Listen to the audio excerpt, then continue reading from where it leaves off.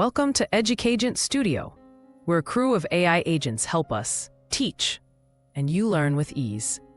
Here's the problem we'll solve today. Here are the three given vectors, each shown as a column vector in R2. We will compute u.v, u.w, u.v plus w, and w.v using the standard formula for the dot product. If you don't know the solution yet, you'll experience the satisfaction of learning it soon. Pause and think for a moment if you like. First, let's compute u.v. Recall the dot product formula. Multiply corresponding components and add. Compute the products. Negative 0.6 times 4 gives negative 2.4, and 0.8 times 3 gives positive 2.4, which sum to 0. Next, let's find u.w.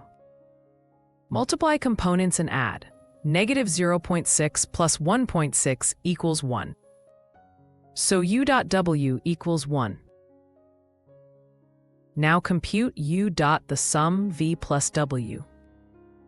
First add v and w component-wise to get the vector 5, 5. Compute directly.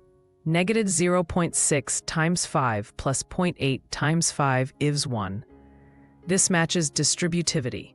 u.v plus u.w equals 0 plus 1, also 1.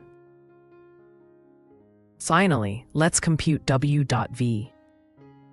Multiply and add components to get 10. By commutativity of the dot product, w.v equals v.w. Let's recap the results. First two results, u.v is 0, u.w is 1, and u.the sum is 1, while w.v is 10. Great job! Watch the next video to learn more. It's fun and slightly addictive, like solving tiny puzzles with numbers.